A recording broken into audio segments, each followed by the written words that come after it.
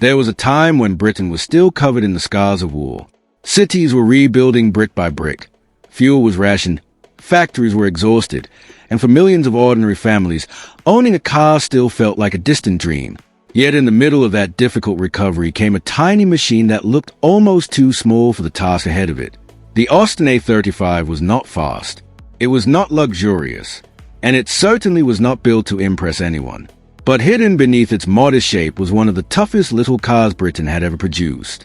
A car that would carry workers to factories, families to seaside holidays, and even surprise professional racing drivers on some of Europe's toughest circuits. What began as simple transportation would quietly become one of the most important survival stories in British motoring history.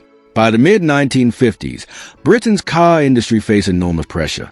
The country needed affordable vehicles that could be exported across the world to bring valuable money back into the economy. Manufacturers were expected to build cars cheaply, reliably, and in huge numbers. Austin Motor Company understood this challenge better than most. Their earlier A30 had already proven that a compact family car could succeed in difficult times, but Britain was changing quickly. Roads were improving. Drivers expected more comfort, and competition from Ford and Morris was becoming fierce. So in 1956, Austin introduced the A35. At first glance, it looked very similar to the older A30. The rounded body remained familiar, and its friendly appearance made it instantly approachable. But underneath, the A35 was stronger, more refined, and surprisingly modern for such an affordable car. Engineers improved the gearbox, strengthened the rear axle, and upgraded the suspension to make the car far more durable on rough British roads. Most importantly, the A35 introduced a fully synchronized gearbox, a feature many larger cars still lacked at the time. For ordinary drivers, this meant smoother shifting and a far easier driving experience in crowded cities. The engine itself was tiny by modern standards. A simple 948 cubic centimeters A-series engine producing modest power. On paper, there was nothing remarkable about it.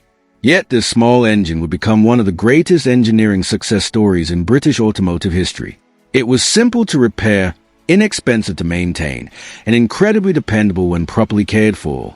Mechanics across Britain learned to work on the A-series engine because it appeared in countless Austin and Morris vehicles for decades afterward. And despite its humble image, the A35 possessed an unexpected toughness that few people predicted. While most families saw it as basic transportation, racing enthusiasts discovered something entirely different. The car's lightweight structure and balance handling made it surprisingly capable on racing circuits. Soon, modified Austin A35s began appearing in club motorsport events across Britain. Drivers pushed them far beyond what Austin's executives likely imagined. One of the most famous moments came when heavily modified A35s competed in endurance races against far more powerful machines. Crowds laughed at first when they saw the tiny Austin lining up beside aggressive sports cars. But over long distances, many larger cars broke down while the little A35 kept going lap after lap. Its simplicity became its greatest weapon. Drivers discovered that momentum and reliability could sometimes defeat raw horsepower. Even today, historic racing events still feature Austin A35s battling through corners with astonishing determination. But the A35's true importance was not found on racetracks. It lived in the ordinary streets of Britain. For many families, this was their very first car. Children squeezed into the back seats during rainy holiday journeys. Fathers repaired them in narrow garages late at night. Mothers used them for shopping trips through crowded town centers.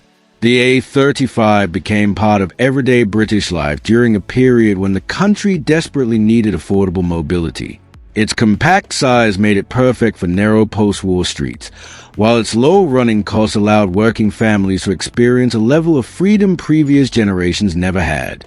Suddenly, weekend drive to the countryside became possible.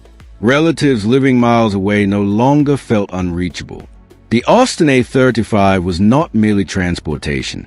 It represented progress, recovery, and normal life returning after years of hardship. Yet beneath its success, problems were slowly emerging. British car manufacturers during the late 1950s often struggled with outdated production methods and growing international competition. While the A35 remained popular, newer designs from Europe began looking more advanced and modern. Cars like the Mini, introduced just a few years later, completely transformed public expectations of small car engineering. Rust also became one of the A35's greatest enemies. Britain's wet climate and heavily salted winter roads destroyed many examples at an alarming rate. Owners who depended on them daily often could not afford proper rust protection or restoration work. Over time, countless A35s simply dissolve away quietly in driveways, scrapyards, and forgotten garages across the country. Austin itself was also entering a difficult chapter. The British motor industry faced increasing mergers, financial troubles, and management struggles. Austin eventually became part of the British Motor Corporation and later British Leyland, during a turbulent era that saw many famous British marques slowly decline. Although the A35 helped Austin maintain strong sales during an important period, it could not prevent the larger industrial problems threatening Britain's automotive future. Still, the car's legacy survived long after production ended. The famous A-Series engine continued evolving for decades, powering legendary vehicles like the Mini and countless other British cars. Enthusiasts never forgot the A35's honest simplicity either. Unlike expensive collector cars hidden away in private museums, the A35 remained deeply connected to ordinary people in working-class Britain. Today, surviving Austin A35s are treasured not because they were exotic or powerful, but because they represent something increasingly rare. They remind people of a time when engineering focused on practicality, durability, and affordability. A time when cars were built to serve families rather than impress strangers. Many owners still describe them with genuine affection because these small machines became woven into personal memories of childhood, work, and family life.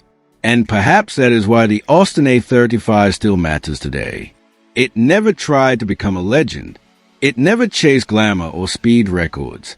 Yet somehow, through resilience, honesty, and quiet reliability, it earned a place in British motoring history that far larger and more expensive cars failed to achieve. As the years passed, most disappeared from the roads entirely. Rust consumed them, modernization replaced them, and changing safety standards pushed them into history.